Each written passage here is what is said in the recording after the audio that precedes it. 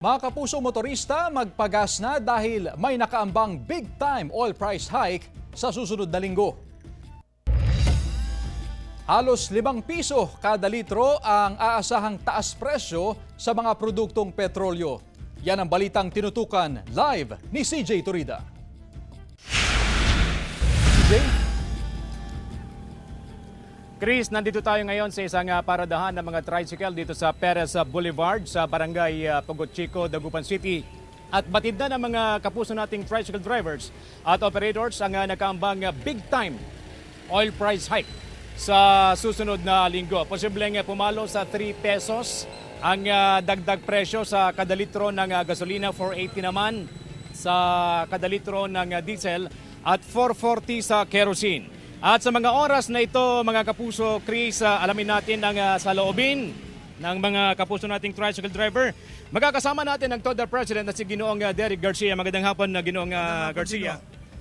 Magandang buhay. Okay naman po yung hanap buhay namin sa araw-araw. Nakakaraos din po kaming lahat kami mga kamukha kong tricycle at mga kamukha kong presidente. Okay. Kahit na papano, sabi nga nila, basta may sipag, tiyaga, magkakaraos ka. Okay. Yun lang. Sa susunod na linggo, may nakaambang big time oil price hike. Ano pa ang reaction po natin? Ang reaksyon ko po sa mga ganyan, sabi nga nila, sanay din tayo sa ganyan na palagi sinasabi yung patas ng gasolina. Ang request ko lang po sa aming mga tricycle, yung tatas din ang pamasahe nila para di kami makabawi. Alright. Kasi ganun po. Maraming salamat, Ginoong Derek Garcia, ang TODA President. Magkakasama din natin si Ginoong Virgilio Aurelio, ang TODA Chairman. May President na, may Chairman pa dito sa TODA nila. Magandang hapon, Ginoong Aurelio. Magandang hapon din mo. Okay. Nakakailang piso ka naman sa pamamasada maghapon?